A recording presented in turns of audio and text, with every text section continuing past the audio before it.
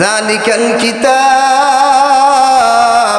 আমার এই কিতাব এমন একটা কিতাব, লা রাইবা ফি, আমার এই কোরআনের মধ্যে কোনো ভুল নাই, আমার এই কোরআনের মধ্যে কোনো সন্দেহ নাই। আমি আমার এই কোরআনটা আমার বান্দাদের জন্য নাজিল করেছি। এই কোরআন আমি যেই মাসে নাজিল করলাম, জানা থাকলে জবানটা খুলে বলেন সেই মাসের নাম কি? কি নাম? খবর নাই? হ্যাঁ রে মুসলমান, জয় বাংলার স্লোগান মনে আছে, ধানের শীষেরটা মনে আছে, শেখ হাসিনা আর খালেদা জিয়া মনে থাকে, অথচ কোরআন কোন মাসে নাজিল হয়েছে সেটা জানে না মুসলমানে। কত বড় লজ্জা আর কত বড়, মানে কি আর বলবো, আমরা কত কপালপোড়া, কত হতভাগা আমরা। এত বড় একটা কিতাব আল্লাহ নাজিল করছেন কোন মাসে সেটা আমরা জানি না। সেই দিন কোথায় যেন জিজ্ঞেস করলাম যে আমরা যে আখিরি নবীর উম্মত, আল্লাহ যে আমাদেরকে এমন একজন নবীর উম্মত বানাইছে, কিয়ামতের ময়দানে নবীর সুপারিশ ছাড়া কেউ জান্নাতে যেতে পারবে না। আর এই নবীর উপরে দুরূদ পড়লে আল্লাহ তাআলা খুশি হন। আল্লাহ পাক রব্বুল আলামিন আমার আপনার আমলনামার মধ্যে নেকি দেন। এই নবী সম্পর্কে কবরের মধ্যে জিজ্ঞাসা করা হবে কি হবে না? কথা বলেন, হবে কি হবে না? প্রত্যেকটা মানুষকে তিনটা প্রশ্ন করবে, এর মধ্যে একটা প্রশ্ন থাকবে ওমান নাবিয়্যুকা, তোমার নবী কে? তখন জিজ্ঞাসা করলাম যেই নবী সম্পর্কে কবরে আমাদেরকে জিজ্ঞাসা করা হবে, এই নবীর নাম কি? কেউই বলতে পারে না। সবাই হতভম্ব হয়ে আছে, মনে হয় যে আমি আসমান থেকে আইসা, সেই চাঁদের দেশে আইসা আমি এমন একটা প্রশ্ন করলাম যার কোনো উত্তর নাই, যেটা জানে না। আল্লাহ তাআলা বলেন, এত নিয়ামত আমি আল্লাহ তোমাকে দিয়েছি, দুনিয়ার মধ্যে আল্লাহ তাআলা আমাদেরকে পাঠিয়েছে। আল্লাহ পাক দুনিয়ার মধ্যে আমাদেরকে পাঠাইয়া আল্লাহ তাআলা হায়াত নামক একটা নিয়ামত আমাদেরকে দিয়েছেন, সুস্থতা আমাদেরকে আল্লাহ তাআলা দিয়েছেন। আল্লাহ পাক রব্বুল আলামিন এত সুন্দর একটা জীবন ব্যবস্থা দিয়েছে, পৃথিবীর কোনো মানুষকে আল্লাহ এমন, পৃথিবীর কোনো প্রাণীকে আল্লাহ এমন সুন্দর একটি জীবন ব্যবস্থা দেয় নাই। এত সুন্দর একটি জীবন ব্যবস্থা আল্লাহ তাআলা আমাদেরকে দিয়েছেন। আমাদেরকে আল্লাহ কত ভালোবাসেন, আল্লাহ তাআলা এত মহাব্বত করেন, এত ভালোবাসেন। এই ভালোবাসা আর মহাব্বত পাওয়ার পর, আল্লাহর দেওয়া হাজারো কোটি কোটি নিয়ামত খাওয়ার পর একবারের জন্য জবানটা দিয়া বের হয় না আলহামদুলিল্লাহ। কথা বলেন ঠিক কিনা? এমন নিমো খারাপ, এমন অকৃতজ্ঞ বান্দা আমার মালিক সুস্থ রেখেছে। আল্লাহ তাআলা দুইটা হাত দিয়েছে, দুইটা পাও দিয়েছে, সুন্দর জবান দিয়েছে কথা বলার জন্য। আল্লাহ পাক রব্বুল আলামিন দেখার জন্য দুইটা সুন্দর চক্ষু দিয়েছেন। ও বাবাজিরা, জবানটা খুলে বলেন, এই যে নিয়ামতগুলা আমার আপনার 3.5 হাত বডির মধ্যে দিলেন, এই নিয়ামতগুলা দিয়েছেন যিনি, তিনি কে? আর একটু জোরে আওয়াজ দিয়া বলেন, তিনি কে? আরে আওয়াজ জোরে বলেন না, তিনি কে? আমার আপনার এই হায়াত, এই নিয়ামত, দুনিয়ার জমিনের মধ্যে যত কিছু আমি দেখি, সব কিছু একমাত্র আমার আল্লাহ তাআলা দিয়েছেন। এই সুন্দর একটা জীবন ব্যবস্থা আল্লাহ পাক রব্বুল আলামিন দিয়েছেন। এই সুন্দর জীবনটাকে পরিচালনা করার জন্য আল্লাহ পাক রব্বুল আলামিন বলেন, আমি পৃথিবীর মানুষকে একটি কিতাব দিয়েছি, তার নাম হলো আল কোরআন। কার কোরআন? আবার বলেন, কে নাজিল করছে? আল্লাহ তাআলা নাজিল করেছে। আল্লাহ পাক রব্বুল আলামিনের এই কোরআন পৃথিবীর মধ্যে আল্লাহ তাআলা চ্যালেঞ্জের মুখে আল্লাহ তাআলা নাজিল করলেন। আল্লাহ পাক রব্বুল আলামিন বললেন, আমি এমন একটি কিতাব নাজিল করলাম, যেই কিতাবটা পৃথিবীর মধ্যে সবচেয়ে শ্রেষ্ঠ কিতাব। এই কোরআন এখনো পৃথিবীতে আছে, অতীতেও ছিল, ভবিষ্যতে থাকবে কি থাকবে না? কথা বলে না, থাকবে কি থাকবে না? আল্লাহ তাআলার কোরআন এমন আর হেদায়েতের জন্য পথ প্রদর্শক হিসাবে আল্লাহ তাআলা নাজিল করে দিলেন। শুধু নাজিল করেন নাই, আল্লাহ পাক রব্বুল আলামিন আবার চ্যালেঞ্জও দিয়ে দিলেন, যালিকাল কিতাব, আমার এই কিতাব এমন একটা কিতাব, লা রাইবা ফি, আমার এই কোরআনের মধ্যে কোনো ভুল নাই, আমার এই কোরআনের মধ্যে কোনো সন্দেহ নাই। আমি আমার এই কোরআনটা আমার বান্দাদের জন্য নাজিল করেছি।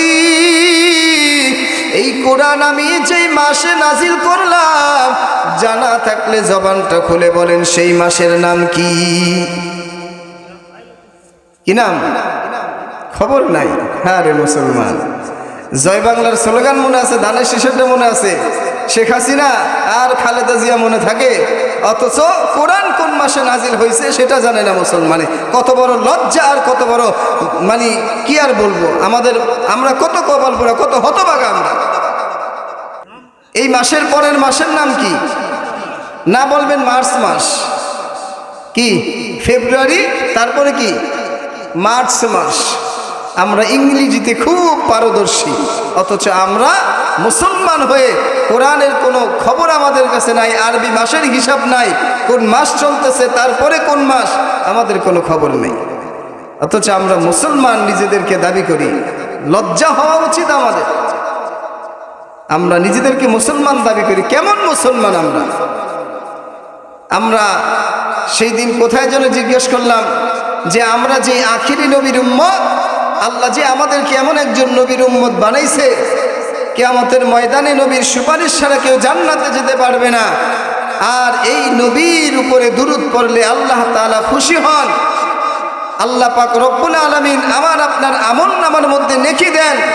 এই নবী সম্পর্কে কবরের মধ্যে জিজ্ঞাসা করা হবে কি হবে না? কথা বলেন, হবে কি হবে না? প্রত্যেকটা মানুষকে তিনটা প্রশ্ন করবে, এর মধ্যে একটা প্রশ্ন থাকবে আমার নবিয়ুকা, তোমার নবী কে? তখন জিজ্ঞাসা করলাম যেই নবী সম্পর্কে কবরে আমাদেরকে জিজ্ঞাসা করা হবে, এই নবীর নাম কি? কেউই বলতে পারে না। সবাই হতভম্ব হয়ে আছে, মনে হয় যে আমি আসমান থেকে আইসা, সেই চাঁদের দেশে আইসা আমি এমন একটা প্রশ্ন করলাম যার কোনো উত্তর নাই, যেটা জানে না। অথচ আমি আপনি একজন মুসলমান, আমার আপনার নবীর নাম এখনো আমি জানি না। কত বড় আফসোস।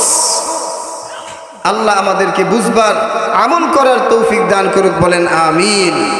আল্লাহ তাআলা বলেন, যালিকাল কিতাব, আমি আল্লাহ তাআলা এমন একটি কিতাব নাজিল করলাম, লা রাইবা ফি, যে কিতাবের মধ্যে কোনো ভুল নাই, কোনো সন্দেহ নাই। এই কোরআনের ভুল ধরার জন্য পৃথিবীর মধ্যে অনেক বড় বড় বড় বড় পরাশক্তিশালীরা চেষ্টা করেছে, কি করে নাই? আরো জোরে আওয়াজ দিয়া বলেন, করছে কি করে নাই? কিন্তু তারা এই কোরআনের একটা নক্তায় একটা জবর জের পেশের ভুল বের করতে পারছেনি। আল্লাহ পাক রব্বুল আলামিন এই কোরআন নাজিল করলেন, আবার বললেন আমার এই কোরআনের মধ্যে কোনো ভুল নাই। পৃথিবীর বুকে যত লেখক লেখে, যত উপন্যাস লেখা হয়, যত কবিতা লেখা হয়, যত দার্শনিকের দার্শনিকতা লেখা হয়, এমন কোনো ব্যক্তি নাই যে সে ব্যক্তি বলতে পারবে আমার এই কিতাবের মধ্যে, আমার বইয়ের মধ্যে কোনো ভুল নাই। আসেনি? বরঞ্চ লেখে, যদি আমার এই পুস্তকের মধ্যে কোনো ভুল থাকে আমাকে দয়া করে জানাইয়া দিবেন, পরবর্তী সংস্করণে ঠিক করে নিব। কথা বলেন ঠিক কিনা? কিন্তু আল্লাহ তাআলা এমন একটি কিতাব নাজিল করলেন, যেই কিতাব আমার আল্লাহ তাআলা নাজিল করে নিজেই বললেন লা রাইবা ফি, এই কিতাবের মধ্যে কোনো ভুল নাই, কোনো সন্দেহ নাই। যারা এই কোরআনকে মানবে, এই কোরআনকে যারা ভালোবাসবে, এই কোরআনকে যারা সিনার মধ্যে রাখবে, এই কোরআনকে যারা মোহাব্বত করবে, আল্লাহ পাক রব্বুল আলামিন বলেন কিয়ামতের ময়দানে এই কোরআনের সাথে তারা চলে যাবে জান্নাতে। এই কোরআন নাজিলের মাস পবিত্র মাহে রমজান। আল্লাহ তাআলা এই রমজান মাসের সম্মানটা বাড়াইয়া দিলেন একমাত্র কোরআনের কারণে। আল্লাহ পাক রব্বুল আলামিন বলেন এই কোরআন যেই রাত্রে নাজিল হইল, ওই রাতের দাম আমার আল্লাহ তাআলা বাড়াইয়া দিলেন একমাত্র কোরআনের খাতিরে। কথা বলেন ঠিক কিনা? এই কোরআন যেই রেহালের মধ্যে, যেই কাঠের মধ্যে রাখা হয়, ওই রেহালটা বা ওই কাঠটার দামও বাড়িয়া যায়। যেই কাপড়ের সাথে কোরআনের সাথে অ্যাডজাস্ট হয়ে থাকে, ওই কোরআনের গিলাপের দামটাও বেড়ে যায়। ও মুসলমান, সেই কোরআন আজকে বাংলার জমিনের মধ্যে আছে, এই পৃথিবীতে আছে, তোমার আমার এই মদিনাতুল উলুম মাদ্রাসায় আছে না নাই? কিন্তু তুমি আর আমি এমন একজন মুসলমান, আমার মালিকের কোরআনটা ঘরের মধ্যে পড়িয়া থাকে, অন্ধকার আচ্ছন্ন হইয়া থাকে, কোরআনের মধ্যে ময়লা পড়িয়া থাকে। আমি আর আপনি একদিনও কোরআন ধরলাম না, দেখলাম না, ছুঁইলাম না, দেখলাম না কোরআনটা কেমন। অথচ যেই বান্দা আমার আল্লাহর কোরআন পড়তে পারে না, কোরআনের কোনো কিছুই বোঝে না, ওই বান্দাটাও যদি কোরআনের দিকে তাকাইয়া থাকে আর কেউ কোরআনকে মহাব্বত করিয়া বুকের মধ্যে আগলাইয়া রাখে, সিনার মধ্যে রাইখা চুমা দেয়, মায়ার নবী বলেন ওই বান্দা এই কোরআনের উসিলায় আল্লাহ তাকে জান্নাত দিয়া দিবে। আল্লাহ পাকের একজন বান্দা, অসহায় গরিব দিন মজুর, ওই আল্লাহর বান্দা কোরআনের বড় আশিক, কোরআনের বড় পাগল রে বাবা। ওই কোরআনের এত পাগল, আল্লাহর বান্দা যখন সকালবেলা ফজরের সময় ঘুম থেকে উঠে, আল্লাহর বান্দা আল্লাহর কোরআনটাকে নিয়ে সিনার মধ্যে রাইখা কোরআনটা খুইলা দুই চোখের পানি ছেড়ে দিয়ে দিয়ে হাতটাকে আঙ্গুল দিয়া কোরআনের উপরে নাড়া দেয়, প্রত্যেকটা আয়াতের মধ্যে হাত দিয়া নাড়ে আর বলে হাদা কালামু রব্বি, হাদা কালামু রব্বি। এটা আমার মালিকের কিতাব, এটা আমার আল্লাহর কোরআন। ও মালিক, এই কোরআনের মধ্যে তুমি যা বলছো প্রত্যেকটা কথা সত্য। আল্লাহ, আমি বড় গুনাহগার, আমি বড় অপরাধী, আমি বড় হতভাগা। আল্লাহ, তোমার এই কোরআনটা আমি পড়তে পারি না, কিন্তু তোমার কোরআনের কথা সত্য। এই বলিয়া বলিয়া বান্দা কোরআনকে মহাব্বত করে আর ভালোবাসে, সিনার মধ্যে রাইখা বান্দা দিনের বেলায় দুনিয়ার কাজকর্ম করতে চলিয়া যায়। আবার যখন রাত্র গভীর হয়, এশারের নামাজটা আদায় করিয়া ওই আল্লাহর বান্দা কোরআনটা সিনার মধ্যে নিয়া কোরআনকে মহাব্বত করিয়া চুমা দিয়া চোখের পানি ফালাইয়া ফালাইয়া আফসোস করে, আর ওই একইভাবে বলে হাদা কালামু রব্বি। ও মাওলা, এটা তোমার কোরআন, এইটা তোমার কিতাব। আল্লাহ, আমি পড়তে পারি না, আমি বড় হতভাগা। এইভাবে বান্দা যখন কোরআনকে মহাব্বত করে আর ভালোবাসে, বান্দা হঠাৎ দুনিয়ার থেকে বিদায় নিয়ে নিল। ওই বান্দা দুনিয়ার থেকে বিদায় নেওয়ার পর আল্লাহর বান্দার লাশটা যখন কবরের মধ্যে রাখলো, ওই কবরের মধ্য থেকে আমার আল্লাহ তাআলা জান্নাতি ফুল আর জান্নাতি সুবাস বড় ঘ্রাণ বের করে দিল। সুবহানাল্লাহ বলবেন না? আরো আসতে বলেন সুবহানাল্লাহ। আল্লাহর কোরআন আমরা কারা কারা পড়বো প্রতিনিয়ত বলেন তো, একটু হাত তুলে দেখায়। আল্লাহর কোরআন যদি পড়তেও না পারো, ও বাবা হাত তুলে রাখো। এই কোরআনটা পড়তে না পারলেও কোরআনটাকে তুমি মনের হাতের মধ্যে নিয়া সিনার মধ্যে লাগাইয়া ঠোঁটটা দিয়া চুমা দিয়া আফসোস করবা। আমি খোদার কসম করে বলি, এই আফসোসটা নিয়ে যদি তুমি দুনিয়ার থেকে বিদায় নিতে পারো, আবার আল্লাহ তাআলা কিয়ামতের কঠিন ময়দানে এই কোরআনের সুপারিশ দিয়া দিয়া বাবা তোমাকে আমার আল্লাহ কোরআনের সাথে জান্নাতি বানাইয়া দিবে। এজন্য তোমার আমার সন্তানকে কোরআন শিক্ষা করার দরকার আছে না নাই? দুনিয়ার মধ্যে দুনিয়ার জাগতিক জ্ঞান অর্জন করাইলা, ডক্টর বানাইলা, ইঞ্জিনিয়ার বানাইলা, তুমি এমবিবিএস ডক্টর বানাও, ইঞ্জিনিয়ার বানাও, ম্যাজিস্ট্রেট বানাও, উকিল বানাও, আমার কোনো আফসোস নাই। কিন্তু তোমার আমার সন্তানটাকে আমার আল্লাহ তাআলার কোরআনের ইলম থেকে, কোরআনের জ্ঞান থেকে বঞ্চিত করিও না। কারণ আমার মায়ার নবী বলেন খায়রুকুম মান তাআল্লামাল কুরআন ওয়া আল্লামা। দুনিয়ার মধ্যে আমরা যাদেরকে বড় মনে করি, আজকে সাহেব বড় দামি, মন্ত্রী সাহেব বড় দামি, আমাদের দুনিয়ার মধ্যে চেয়ারম্যান বড় দামি, ডক্টর বড় দামি, ইঞ্জিনিয়ার বড় দামি। কিন্তু মায়ার নবী বলেন না, যদি ওই ডক্টরের মধ্যে কোরআনের জ্ঞান না থাকে তাহলে আমার আল্লাহর কাছে তার কোনো মূল্য নাই। আল্লাহ তাআলার কাছে মূল্য হবে ওই সময় যখন বান্দার মধ্যে থাকবে আমার আল্লাহর কোরআনের জ্ঞান। কথা বলেন ঠিক কিনা? মায়ার নবী বলেন, যেই দিলের মধ্যে আল্লাহর কোরআনের কোনো জ্ঞান নাই, কোরআনের কোনো নূর নাই, ওই ঘরটা যেমন কেমন যেন বিরান ঘরের মতো, যেই ঘরের মধ্যে মানুষ বসবাস না করলে ঘরটা অন্ধকার হইয়া যায়। ওই ঘরটার মতো যেই বান্দার সিনার মধ্যে আল্লাহর কোরআন নাই, ওই বান্দার সিনাটাও যেন কেমন অন্ধকারাচ্ছন্ন ঘরের মতো। এজন্য আমরা নিজেরা কোরআন পড়ব, কোরআনকে মহাব্বত করব, কোরআনকে ভালোবাসবো। নিজে পড়তে না পারি আমার সন্তানদেরকে কোরআন শিক্ষা দিব, আবার নাতি নাতকুরদেরকে কোরআন শিখাইব।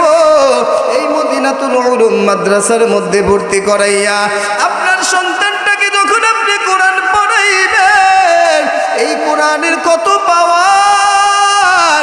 ঈসা নবী রাস্তা দিয়া হাইটা যায় কবরের পাশ দিয়া, খেয়াল করিয়া দেখে নবী কবরের মধ্যে আযাব, জাহান্নামের আগুন কবরের মধ্যে জ্বলতেছে। নবী আবার কিছুদিন পরে ওই রাস্তা দিয়া আবার যখন রওনা দিয়া দিলেন, দেখে কবরের মধ্যে এবার কোনো আযাব নাই, ওই কবরের মধ্য থেকে জান্নাতের সুঘ্রাণ বের হইতেছে।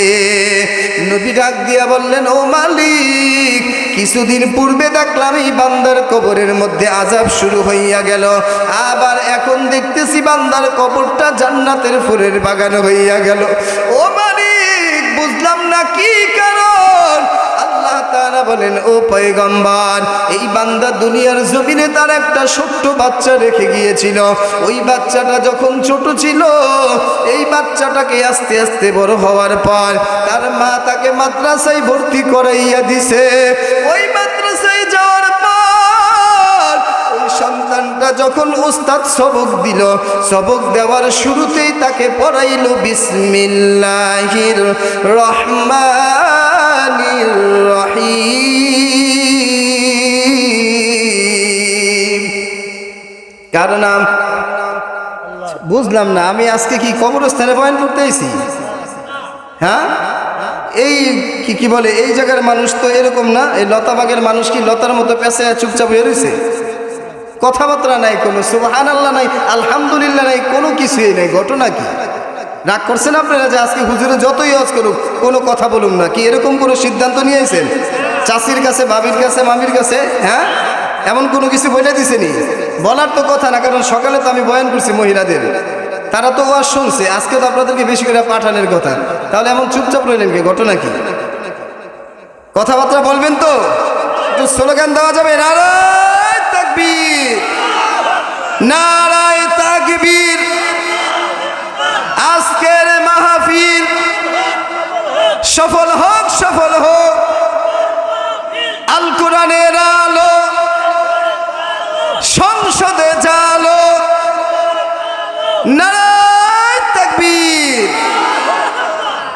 পিছনের কাকারা নিয়ত করছে, যাক হুজুরে যতই চিল্লাচিল্লি করুক, মুখে তালা মারছি তো মারছি, মাগার আর কথাই বলবো না।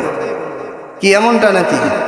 কথাবার্তা বললেন। আল্লাহর দেওয়া জবানটা যদি আল্লাহর দ্বীনের কাজে না লাগান, তাহলে এই জবানের কি মূল্য রইল বলেন? দুনিয়ার মানুষের পিছনে স্লোগান দেওয়া লাভ কি?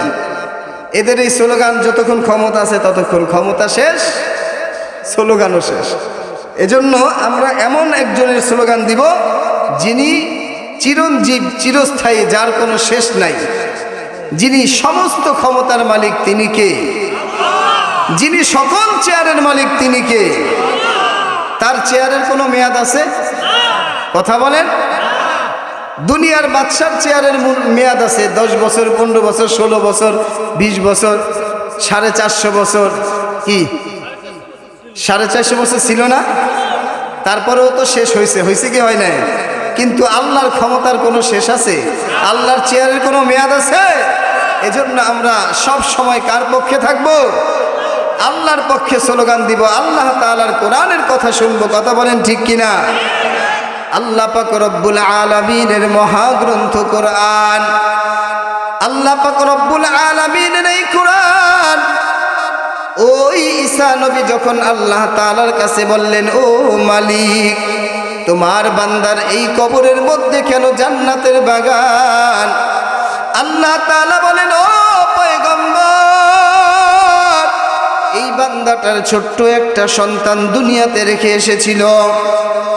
ওই সন্তানটা যখন মক্তবী নুরানি মাদ্রাসায় যায়, তাকে সর্বপ্রথম উস্তাদ পড়া দিল, সবক দেওয়ার আগে তাকে বিসমিল্লাহ পড়াইল।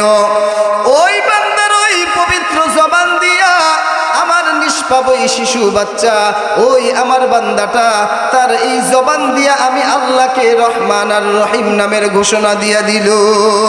এই রহমান আর রহিম নামের ঘোষণা দেওয়ার পর আমি আল্লাহ যদি তার বাবার কবরে আযাব দেই, আমার রহমান রহিম নামের কোনো কিছুই থাকে না। এজন্য আমি ওই সন্তানের সূর বিসমিল্লাহর বরকতে আমি তার বাবার কবরের আযাব মাফ করে কবরকে জান্নাতের বাগান বানায়া দিছি। এজন্য আমাদের সন্তানদেরকে কোরআন শিক্ষা দেওয়ার দরকার আছে না নাই? কথা বলেন, আছে না নাই? আমার আপনার সন্তানকে যদি কোরআন শিক্ষা দেয়, ও বাবাজিরা, কি লাভ হবে রে বাবা? আমি আপনি দুনিয়াতে একদিন থাকবো না। এই দুনিয়ার থেকে আমি আপনি যখন অন্ধকার কবরের দিকে রওনা দিয়ে দিব, আমার আপনার লাশটাকে যখন কবরে রাখবে, ওই সন্তান ইঞ্জিনিয়ার, ডক্টর, এমবিবিএস, এমপি, মন্ত্রী, যত শিক্ষায় শিক্ষিত হোক না কেন, ওই সন্তান কোনোদিন বাবা মায়ের কবরের পাশে গিয়া দোয়া করতে পারবে না। কথা বলেন ঠিক কিনা? কিন্তু আমার আপনার সন্তানটা যদি আল্লাহর কোরআন শিক্ষা করে আর কবরের পাশে গিয়া যদি ওই সন্তানটা সূরা ফাতিহা পড়িয়া, সূরা ইখলাস পড়িয়া আমার মালিকের কাছে কবরের পাশে দাঁড়াইয়া দুই হাত তুলে আমার আল্লাহর শিখানো দোয়াগুলা পড়তে থাকে, রব্বির হামহুমা কামা রব্বায়ানি সগীরা, এই সন্তানটা যখন আমার মালিকের কাছে সন্তানটার বাবা মায়ের জন্য দোয়া করবে, মায়ার নবী বলেন ওই সন্তানের দোয়ার উসিলায় আমার আল্লাহ তার কবরের আযাবকে মাফ করে দিবে। বলুন সুবহানাল্লাহ। কিন্তু আজকে আমরা এই কোরআন শিক্ষা থেকে আমাদের সন্তানগুলাকে বঞ্চিত করে আমরা আমাদের সন্তানকে ডক্টর, ইঞ্জিনিয়ার বানাইতে চাই। আল্লাহর কথাও বিশ্বাস করি না, নবীর কথার উপরেও কোনো বিশ্বাস নাই। মায়ার নবী বলেন, খায়রুকুম মান তাআল্লামাল কুরআনা ওয়া আল্লামা, তোমাদের মধ্যে সর্বশ্রেষ্ঠ, সবচেয়ে উত্তম হইল ওই ব্যক্তি যে কোরআন শিক্ষা করে এবং অন্যকে শিক্ষা দেয়। কোন ব্যক্তি? যে কোরআন শিখে এবং অপরকে শিক্ষা দেয়। এই কোরআন এত দামি কিতাব, মায়ার নবী বলেন কোরআনের দিকে তাকাইয়া থাকলেও সওয়াব। অথচ আজকে আপনার আমার ঘরের মধ্যে কোরআন এমনভাবে ধুলোবালি পড়িয়া অন্ধকার হয়ে রয়েছে, গোটা বছর চলে যায়, কোনো খবর নাই। রমজান মাস যখন আসে তখন কোন রকম কোরআনটাকে একটু হাতের মধ্যে নিয়া তাও পরিপূর্ণ হক আদায় করে পড়া হয় না। কথা বলেন ঠিক কিনা? আল্লাহ পাক রব্বুল আলামিনের কোরআন এমন একটা কিতাব, আল্লাহ তাআলার এই কোরআনের যদি একটা অক্ষর পড়া হয়, মান জাআ বিল হাসানাতি ফালাহু আশরু আমসালিহা, মায়ার নবী বলে যেই বান্দা কোরআনের একটা অক্ষর পড়বে, আল্লাহ পাক রব্বুল আলামিন তার আমলনামার মধ্যে কম পক্ষে 10টা নেকি দিবে। বলুন সুবহানাল্লাহ। এই কোরআন যদি আপনি আমি দেখে দেখে পড়ি, মুখস্থ পড়ি, নামাজে পড়ি, যেভাবে পড়ি না কেন, আল্লাহর কোরআন পড়লে সওয়াব হবে কি হবে না? এজন্য অনেকে বলবেন, হুজুর আমার তো বয়স হয়ে গেছে 60-70 বছর, আমি তো কোরআন পড়ার মতো কোনো সময় নাই, কোরআন শিক্ষা করার মতো কোনো সুযোগ নাই। ও বাবাজি, আল্লাহর কোরআন এমন একটা বরকতের কিতাব, যেই কোরআনের মধ্যে আল্লাহ তাআলা সূরাতুল ইখলাস নামে একটা সূরা নাজিল করছে। কথা বলেন ঠিক কিনা? ওই সূরাতুল ইখলাস কোন বান্দা যদি একবার তেলাওয়াত করে, আমার মালিক ওই বান্দার আমলনামার মধ্যে 10 পারা তেলাওয়াতের সওয়াব দিয়া দেয়। যদি কোনো বান্দা 2 বার তেলাওয়াত করে, মায়ার নবী বলেন ওই বান্দার আমলনামার মধ্যে 20 পারা কোরআন তেলাওয়াতের সওয়াব দান করা হয়। যদি কোনো বান্দা সূরাতুল ইখলাস 3 বার তেলাওয়াত করে, মায়ার নবী বলেন ওই বান্দার আমলনামার মধ্যে পুরা কোরআন খতমের সওয়াব দেওয়া হয়। এজন্য কোরআন নাজিল হয়েছে রমজান মাসে, আর কোরআন নাজিল হয়েছে শবে কদরের রাত্রে। এই দামি কোরআন আপনার আমার ঘরের মধ্যে যদি থাকে, তাহলে বেশি বেশি করে কোরআন তেলাওয়াত করব। অন্তত পক্ষে সূরা ইখলাসটা তো আমরা পড়তে পারি কি পারি না? কারা কারা পারি? আরে এখন সবাই হাত তুলবে না, আর নাইলে তো শরম করবেন যে আমি বলুন যে সূরা ইখলাসও পারে না, এটা কোনো কথা হইল? জানি সবাই পারেন, ইনশাল্লাহ আমল করবেন, করবেন তো? প্রতিনিয়ত সূরা ইখলাস 3 বার করে পড়বেন। রাতে ঘুমানোর সময় পড়লেন, যখন সময় পাইলেন তখনই পড়লেন। আল্লাহ পাক রব্বুল আলামিনের সাথে যদি কথা বলতে মন চায়, যদি আল্লাহর সাথে প্রেমের আলাপ করতে মন চায়, তাহলে ওই বান্দা যেন বেশি বেশি করে কালাম পড়বে। কার? আমার আল্লাহ তাআলার কোরআন বান্দা যখন বেশি বেশি করিয়া তেলাওয়াত করবে, ওই বান্দার সাথে সম্পর্ক হবে কার? কারা কারা আল্লাহর সাথে সম্পর্ক করতে চান একটু হাত তুলে দেখান। আল্লাহ কবুল করুক, বলেন আমিন। আল্লাহর সাথে সম্পর্ক ভালো থাকলে ওই বান্দার দুনিয়াতে কোনো চিন্তা আছে? কোনো টেনশন আছে? যদি মনে করেন দেশের প্রধানমন্ত্রীর সাথে বা দেশের বাদশার সাথে সম্পর্ক ভালো থাকে, তার তো পাওয়ারই অন্যরকম। কথা বলেন ঠিক কিনা?